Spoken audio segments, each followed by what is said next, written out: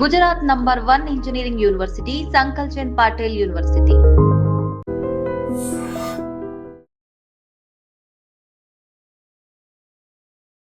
Hi hello నమస్తే, welcome back to our channel. నేను మీ వైషు. పిల్లల్లో మొండితనం, పెంకితనం ఎలా తగ్గించాలి అంటే చిన్నప్పటి నుంచే నాకు ఇది ఇస్తే కానీ నేను స్కూల్కి పోను, నాకు ఫోన్ ఇస్తే కానీ నేను అన్నం తిన్ను, ఇలా మాట్లాడే వాళ్ళు ఉంటారు. ఇంకొంతమంది ఎంత పలకరించినా ఏం చేసినా సైలెంట్గా ఉంటారు, అసలు మాట్లాడలేరు. వాళ్ళు వాళ్ళ ప్రవర్తనని మార్చుకొని బయటికి వెళ్ళి రాగలరు. చిన్నప్పటి నుంచి అందరితో మాట్లాడడం, మొండిగా లేకుండా ప్రవర్తించడం ఎలా ఉంటారు అలా. ఈ విషయం గురించి మాట్లాడడానికి రిలేషన్షిప్ ల్యాబ్ ప్రోగ్రాంలో ఈరోజు నాతో పాటు రజనీ రమ గారు ఉన్నారు, ఫ్యామిలీ కౌన్సిలర్. మేడంతో మాట్లాడదాం. హలో మ్యామ్, నమస్తే. నమస్తే. బాగున్నారా? బాగున్నా. నువ్వు ఎలా ఉన్నావు? చాలా బాగున్నాను మ్యామ్. సో పిల్లల్లో మొండితనం అంటే చిన్న విషయం అనుకుంటాం కానీ మరీ ఎక్కువగా చేస్తుంటారు పిల్లలు. నాకు ఏదేమైనా ఇది కొనిస్తేనే నేను తింటాను, ఇది ఇస్తేనే నేను చేస్తాను. వాళ్ళ మొండితనం ఎలా తగ్గించవచ్చు అంటే కొంతమంది పేరెంట్స్ని మనం సర్వే చేయాలి వెళ్ళి, అది ఎలా పడుతున్నారు అనేది. అంటే నేను చూస్తున్నాను కొన్ని చోట్ల పిల్లలు ఎలా ఉన్నా సరే వదిలేస్తూ ఉంటారు, పట్టించుకోరు అసలు. వాళ్ళు ఏదైనా కింద పడేసినా సరే, కింద పడి దొర్లినా సరే, ఏదైనా విరక్కొట్టినా సరే అస్సలు పట్టించుకోరు. ఫైన్, ఒక యాంగిల్ నుంచి బాగానే ఉంటుంది అది. కాకపోతే వాళ్ళు అనుకుంటారు అలా వదిలేస్తే వాళ్ళ క్రియేటివిటీ పెరుగుతుంది అని. అది అల్లరికి కూడా దారితీస్తుంది. అది ఒక క్రమశిక్షణతో కూడినటువంటిది మనం నేర్పాలి. ఓకే. ఎప్పుడైతే అంటే 1 year బేబీ దగ్గర నుంచి క్రమశిక్షణ అనేది నేర్పాలి. అంత అవసరమా? బాల్యాన్ని ఎందుకు మీరు పాడు చేస్తున్నారు, బాల్యాన్ని బాల్యంలాగా గడపనివ్వండి అని అంటారు. బాల్యం గడపడానికి వదిలేయాల్సిన అవసరం ఏముంది? చక్కగా వాళ్ళకి ఒక పద్ధతి నేర్పచ్చు చిన్నప్పటి నుంచి. ఇది నార్త్లో చూస్తాం మనం ఎక్కువ, మన సౌత్లో పెద్దగా డిసిప్లిన్ నేర్పరు. అంటే ఇప్పుడు చిన్నపిల్లలప్పుడు ఏదన్నా అల్లరి చేస్తుంటే కొంచెం అనటము, కొంచెం కళ్ళతో ఇట్లా అనడము, లేకపోతే నో నో అని అట్లా చిన్న చిన్న అక్షరాలు మనం అంటూ ఉంటే వాళ్ళకి ఏదో మనం అబ్జెక్ట్ చేస్తున్నామని తెలుస్తుంది వాళ్ళకి. అట్లా కాకుండా నీకెన్నిసార్లు చెప్పాలి ఇది ఇలా పడేద్దని, నువ్వు పడేసావు నువ్వే తీ, ఇప్పుడు ఇదంతా ఎవరు తీస్తారు, ఇలా అన్నామనుకో ఏదైనా చిడిచిడా అరుస్తుంది ఇవిడ అని వాళ్ళు ఇంకొంచెం ఎక్కువ చేస్తారు. వాళ్ళకి అసలు లెక్క చేయరు. ఎప్పుడు కిక్కి కిక్కి అని అరుస్తున్నాం అనుకో, మదర్స్ అరుస్తున్నారు అనుకో, వాళ్ళు అసలు చిరాగ్గా ఉంటుంది, వాళ్ళకి అసలు లెక్క చేయరు. ఇంకొకటి ఏంటంటే వాళ్ళు అడిగింది తడవుగా కొయ్ అని ఏడిస్తే చాలు గబగబా ఇచ్చేస్తుంటారు. లేదు ఒక దగ్గరికి వెళ్ళాము పలాంది కావాలంటారు, వెంటనే ఇచ్చేస్తారు. లేదు ఒకళ్ళ ఇంటికి వెళ్తాము, అదన్నీ లాగి పీకి కింద పడేస్తుంటారు. అది వద్దు, చేయకూడదు అనేది నేర్పరు. అంటే విత్ డిసిప్లిన్ అక్కడ అది డిసిప్లిన్ అక్కడ కూడా మనం చూపించాలి. అది ఎప్పుడైతే మనం ఇంటా బయట అలా వదిలేస్తామో వాళ్ళకి ఒకలాంటి నిర్లక్ష్య భావన వచ్చేస్తుంది. ఆ నిర్లక్ష్య భావన వాళ్ళకి లోపల అలవాటు అయిపోతూ ఉంటుంది. సెకండ్ ఏంటంటే వాళ్ళు కోరుకున్నది ఇమ్మీడియట్గా ఇవ్వకపోతే కింకపోరు కింద పడి కాళ్ళు చేతులు తన్నుకుని వస్తువులు ఉంటాయి విసిరేసి వాళ్ళ అమ్మ మీదకి వచ్చి గుద్దుతూ, జడలాగుతూ, చీర కొంగులాగుతూ అల్లరి చేస్తారు. మళ్ళీ నాన్న దగ్గర అంత చేయరు. ఎందుకంటే ఏమో మరి లాగటానికి ఆయన దగ్గర కొంగులు గాజులు ఏమి ఉండవు కదా. రెండోది ఏంటంటే ఆయన ఉద్యోగానికి పోతాడు. తల్లి ఉద్యోగానికి వెళ్ళినా సరే తల్లి దగ్గరే చేస్తారు ఇవన్నీ. ఈవిడేంటి ఉద్యోగం చేసి వచ్చి అలసిపోయి పట్టించుకోనట్టుగా వదిలేస్తుంది. దానివల్ల ఇండిసిప్లిన్ అనేది వచ్చేస్తుంది. దాంతోపాటు ఈ మొండితనం, పెంకితనం, నిర్లక్ష్య భావాలు కూడా వీళ్ళల్లో పెరుగుతూ ఉంటాయి. ఏం చేయాలంటే మనము నోటితో, ఒక కంటితో, ఒక సైగతో మనం చెయ్యగలిగిన వాటిల్ని ఎందుకు చేయలేకపోతున్నారు వీళ్ళు అంటే చేత కాదు. ప్రతిదానికి బుక్ ఉండదు, ప్రతిదానికి ఎక్కడికో వెళ్ళి నేర్చుకునే క్లాసులు ఉండవు. అది ఎక్స్పీరియన్స్తో మనం ఆ అవగాహన చేసుకుని ముందుకు వెళ్ళాల్సిందే ఉంటుంది. ఈ పిల్లలతో కానీ, భర్తతో కానీ, ఎవరితో అయినా సరే. అది లేనప్పుడే చికాకులు వస్తుంటాయి, చేతకానితనం అనేది బయటపడుతుంటుంది. పిల్లలు అడగానే ఇవ్వటము, ఏదంటే అది ఇవ్వటం లాంటివి కూడా చేయకూడదు. అప్పుడు ఏం చేయాలంటే డైవర్ట్ చేయాలి వాళ్ళని. ఓకే. గరికపాటి నరసింహారావు గారు ఒకసారి పిల్లలు అన్నాక గొడవ చేస్తారు, చెయ్యకపోతే నువ్వు భయపడాలి కానీ చేస్తున్నారని భయపడొద్దని ఒక స్పీచ్ చెప్తారు. అంటే అల్లరి చేయాల్సి వచ్చినప్పుడు చేయాలి. ఇప్పుడు వాళ్ళు సరదా వచ్చి బొమ్మలతో చక్కగా ఆడుకుంటూ ఇసిరేస్తూ మళ్ళీ తెచ్చుకుంటూ దాన్ని మీరు కంట్రోల్ చేయకండి.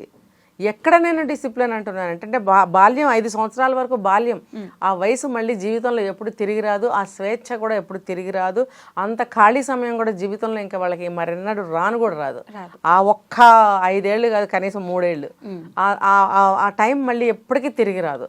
సో ఆ టైంలో మీరు పిల్లల్ని స్వేచ్ఛగానే వదిలిపెట్టండి, కాదని అనటం లేదు. కానీ మీకు ఇబ్బందికరంగా ఉండి వాళ్ళు అల్లరి చేస్తున్నారు అనుకున్నప్పుడు మాత్రమే వాళ్ళని కొంచెం కంట్రోల్ చేయాలి. అందుకనే ఇప్పుడు అవి పాత రోజులు. ఇప్పుడు కూడా అదే వర్తిస్తుంది పిల్లలకి. ఆ స్వేచ్ఛ ఉండాలి, ఆ అల్లరి ఉండాలి, వాళ్ళు బాల్యాన్ని ఎంజాయ్ చేయాలి అనేది ఉంది, ఇప్పుడు కూడా ఉంది. దాన్ని విత్ డిసిప్లిన్ ఎవరైతే పాప బాబు ఉన్నారో వాళ్ళకి 1 year ఏజ్ అప్పటి నుంచి కూడా వాళ్ళకి చిన్న చిన్నవి నేర్పాలి. ఫర్ ఎగ్జాంపుల్ కాగితాలు చింపిపోసారు, మనం ఏం చేయాలి, అన్ని ఇలా తీసి డస్ట్బిన్లో వేయటం అనేది వాళ్ళ ముందు చేయాలి మనం. ఇంకొకటి ఏంటంటే చిన్న చిన్న మాటలు వాళ్ళకి మాట్లాడలేకపోయినా వాళ్ళకి అర్థమవుతాయి, ఎక్స్ప్రెషన్స్ మనం సైగలు అన్నీ అర్థమవుతాయి వాళ్ళకి. మనం ఏం చేయాలి, నాన్న ఇక్కడ వేయకూడదు, ఇవన్నీ ఇట్లా తీయాలి, తీ అని చెప్పి మనం వాళ్ళని కూర్చోబెట్టి 2 చేతులు కూడా అక్కడ పెట్టి ఇలా అనిపించాలి ఆ కాగితాలు ఏవైతే. వాళ్ళు అంటారు, పడిపోతాయి, చేతిలో ఉండవు. మనమే 1-2 చేతులు పెట్టి గుప్పెట మోసి ఆ డస్ట్బిన్లో వేయమని మనం కూడా తీసుకెళ్ళి మనం వేసి దాదా ఇక్కడే అని నేర్పిస్తే కనుక చక్కగా తప్పటడుగులు వేసుకుంటూ వచ్చి అందులో వేస్తారు. ఓకే, కానీ అంత టైం ఎక్కడుంది మన పేరెంట్స్కి? ఇప్పుడు టైం ఉంది, అంత సహనం ఏది? ఇల్లంతా ఇంత అన్నము చిందరవందర పడేస్తే పని మనిషిని పెట్టి క్లీన్ చేస్తున్నారు. అది పొయ్యకుండా కింద పారబోయకుండా నేర్పుతున్నారా? నేర్పట్లేదు. మరి ఇంకేంటి, పని మనిషికి పెట్టుకునే కెపాసిటీ నీకుంది, ఆ అమ్మాయి క్లీన్ చేస్తుంది. తర్వాత లైఫ్ అంతా కూడా పెద్ద అయిన తర్వాత నువ్వు పడాలి వాళ్ళతోటి, నువ్వు ఎన్ని పడగలవు. అదే కానీ నువ్వు చిన్నప్పుడు జాగ్రత్తగా నేర్పినట్టయితే జీవితకాలం వాడు నువ్వు ఇద్దరు సుఖపడతారు కదా. ఆ తెలివితేటలు ఆ సహనం అనేది లేవు ఇప్పుడు. కాబట్టి వాళ్ళ పిల్లలు అడిగిందల్లా ఇవ్వటము, అవసరానికి మించింది ఇవ్వడము, మన శక్తికి మించింది ఇవ్వటము, వాడికి అవసరం లేకపోయినా కొనిపెట్టడము. 10 రూపాయల వస్తువు అవసరం ఉంటే దాంట్లో బ్రాండ్కి క్వాలిటీకి వెళ్ళిపోయి 100 రూపాయలది కొనడము, 100 రూపాయల వస్తువుని 1000 రూపాయలు కొనడము, గొప్పలు చూపించటము. ఇంకొకటి మనకి ఇంత ఉందని చెప్పి పిల్లలకి నేర్పడము. మొన్న ఒక రోడ్డు మీద చూశాను, ఒక ఓపెన్ టాప్ కారులో 10-12 ఏళ్ల వయసు 2 మగ పిల్లలు అది ఓపెన్ చేసుకుని నిలబడ్డారు. నిలబడి చుట్టుపక్కల అందరినీ చూస్తున్నారు. జనరల్గా ఎవరైనా ఇలా చూస్తాం కదా, మనం చూస్తే మళ్ళీ వాళ్ళిద్దరు చెప్పుకోవడం, మన వైపే చూస్తున్నారు అంటే ఆ గర్వాన్ని మీరు కలిగిస్తున్నారు వాళ్ళల్లో. వాళ్ళకంటే మేము డిఫరెంట్ అనే భావాన్ని వాళ్ళల్లో మీరు నేర్పిస్తున్నారు. తర్వాత వాళ్ళకి లేదు మాకుంది అనే ఒక గొప్పతనాన్ని వాళ్ళకి ఫీల్ అయ్యేలాగా మీరు చేస్తున్నారు. ఇంకొకటి అట్రాక్ట్ చేయటం, అందరూ మా వైపు చూస్తున్నారా లేదా అనే వాళ్ళు ఫీల్ అవ్వడము, అంటే అట్రాక్ట్ అవ్వడము, జనాన్ని మేము అట్రాక్ట్ చేస్తున్నాము అన్నట్టుగా వాళ్ళు బిహేవ్ చేయడము. అక్కడ ఇద్దరు ఇలా అనుకోవడం ఇలా అనుకోవడం ఏవో చేస్తున్నారు చేష్టలు. నేను ఒక 1/2 hour మా ముందే వెళ్తుంది ఆ కార్, చూస్తూనే ఉన్నా. ఇవన్నీ ఎవరు నేర్పిస్తున్నారు? పేరెంట్స్. ఇప్పుడు అలాంటి కార్లో ఎక్కడం ఒక యాంగిల్లో అది ప్రమాదకరం కూడా. పిల్లలకి ఎందుకు అలాంటివి నేర్పాలి? అది లగ్జరీ అనమాట. డబ్బు ఎంత ఉంటే అన్ని సౌకర్యాలు ఆ కారులో పెడతాడు. పెట్టినప్పుడు కొంటాం మనం, పిల్లల్ని తీసుకెళ్ళినప్పుడు పిల్లలకి వాళ్ళ మనోభావాలు ఎలా ఉంటాయో మనకు తెలీదు. ఆ ప్రౌడ్నెస్ అనేది వచ్చేస్తుంది. ఆ ప్రౌడ్ తోటి వాళ్ళకి నోరు ఎలా మాట్లాడుతున్నామో అర్థం కాదు. ఏటి వాళ్ళని చిన్న చూపు చూడడము, తర్వాత మాకింత ఉంది అనేటువంటిది వస్తుంది. దాంతో పెంకితనం వస్తుంది. వాళ్ళకి కావాల్సింది రేపొద్దున్న ఏదైనా సరే ఇది కావాల్సిందే అని మొండితనం చేస్తారు. అంటే ఈ ఒక్క కారు కొంటే అయిపోతుందా? కారు కాదండి, ఇది ఒక చిన్న ఎగ్జాంపుల్ చెప్పాను, నేను చూసింది చెప్పాను. అంటే ఆ పిల్లలిద్దరూ వాళ్ళ మాటలు సైగలు, వాళ్ళ బాడీ లాంగ్వేజ్, వాళ్ళు నవ్వుకోవడం, నేను 1/2 hour టెస్ట్ చేసి అబ్జర్వ్ చేశాను వాళ్ళని. అంటే వాళ్ళల్లో ఎన్ని ఫీలింగ్స్ కలిగినాయో నేను చూశాను కాబట్టి నేను చెప్తున్నా. అంటే ఎవరి వల్ల జరిగింది? పేరెంట్స్ వల్ల. అసలు అలాంటి కారు కొనటం ఎందుకు? ఆ టీనేజ్ అనేది చాలా డేంజరస్ ఏజ్. ఏదైతే చూస్తామో అదే కరెక్ట్ అనుకుంటారు. అంటే మాకు దొరకంది నా పిల్లలకి ఇస్తే సంతోషం అని వాళ్ళు అనుకుంటున్నారు. నీకు డబ్బు ఉంటే దాచిపెట్టండి, రేపొద్దున కష్టాలు పడకుండా అవసరానికి ఆదుకునే డబ్బు చదువుకు ఖర్చు పెట్టండి. లేదా మీరు ఏమన్నా పిల్లలకి ప్రాపర్టీ ఏర్పాటు చేయాలంటే వాళ్ళకి తెలియకుండా ఏర్పాటు చేసి ఉంచండి. ఇలాంటివి కనుక ఆ ఏజ్లో అలవాటు చేస్తే చాలా ప్రమాదం. అది పెంకితనానికి దారి చేస్తుంది. ఇప్పుడు చూస్తున్నాం కదా, పెద్ద వాళ్ళ పిల్లలు అదేదో పెద్ద బెంచ్ కార్ వేసుకుని వెళ్ళి పిల్లలకి కుద్దేశాడు, స్పాట్లో చనిపోయాడు ఒక అబ్బాయి. మరి ఒక 24-23 ఏళ్ళు ఉన్నాయి. అంటే ఈ స్టేజ్ నుంచి ఆ స్టేజ్కి వెళ్ళాడు అబ్బాయి, ప్రాణమైపోయిందిగా. నువ్వు ఆ వయసులో బెంచ్ కార్ ఇవ్వడం ఏంటి అబ్బాయికి? అవసరమా? చిన్న పిల్లాడికి 22-23 ఏళ్ళ అబ్బాయికి బెంచ్ కార్ అవసరమా? మరి అవసరమే. అంత ఫాస్ట్గా వెళ్ళాల్సిన అవసరం ఏంటి? జనాన్ని అట్రాక్ట్ చేయటం. అంటే ఈ లక్షణాలన్నీ అక్కడి నుంచి వస్తాయన్నమాట. అందుకని చిన్నప్పటి నుంచి సాధారణమైన జీవితాన్ని నేర్పండి. మీరు చదువుకి పెట్టండి, యూనిఫామ్స్కి పెట్టండి, ఫుడ్కి పెట్టండి, వాళ్ళకి పుస్తకాలకు పెట్టండి. అవన్నీ కూడా నీడ్స్ అని చెప్పి వాళ్ళకి తెలియజేయండి. తెలియచేసినప్పుడు వాళ్ళు చక్కగా పెరుగుతారు. వాళ్ళలో మొండితనం పెంకితనం మీరే తీసుకొస్తున్నారు. తర్వాత ఒకళ్ళ అబ్బాయి, నేను చెప్తున్నాను, వాళ్ళ మనవడు తాతను ప్రతిరోజు డబ్బులు అడుగుతాడు. ఇవ్వకపోతే అసలు మామూలుగా ఉండదు అనమాట ఇంట్లో రణరంగం.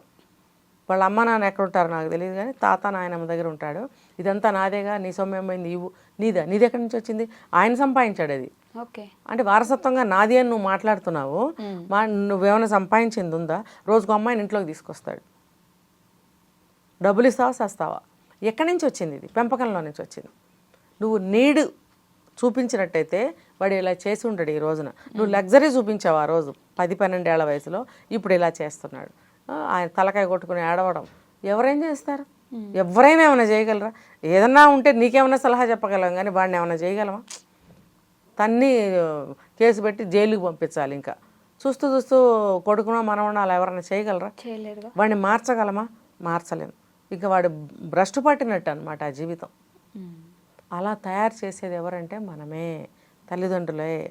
కాబట్టి వాళ్ళ మొండితనం పెంకితనం పోకుండా నీడ్ అని చెప్పి మీరు చూపించండి. ఏది ఇచ్చినా ఇది అవసరం, ఇది ఎంతవరకు, ఇది దీంతోనే నువ్వు గడుపుకోవాలి, లేకపోతే నువ్వు ఇలా ఉండకూడదు, నువ్వు ఇలా చేయాలి అని చిన్నప్పుడు 1 year బేబీ దగ్గర నుంచి అన్నీ నేర్పినట్టయితే వాళ్ళు 14 సంవత్సరాలు వచ్చేటప్పటికి చాలా బ్రహ్మాండంగా తయారవుతారు.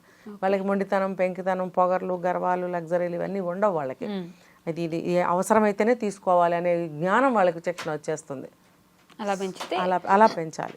Okay ma'am, thank you. నిజంగా ప్రస్తుతం ఉన్నటువంటి సమాజం దేనికి ప్రయారిటీ ఇస్తుంది? ఆర్థిక సంబంధాల చుట్టూ మాత్రమే తిరుగుతోంది. మళ్ళీ ఎన్నికలంగానే చాలా విరక్తి కలుగుతాను. మంచి అనిపిస్తుంది కదా, లేడీస్ కూడా ఛాలెంజింగ్ జాబ్స్ చేసినప్పుడు చాలా బాగుంటది. ఫుడ్ డెలివరీ ఇవ్వటానికి వెళ్ళినటువంటి డెలివరీ బాయ్ అనిల్ పై కళ్ళ ముందు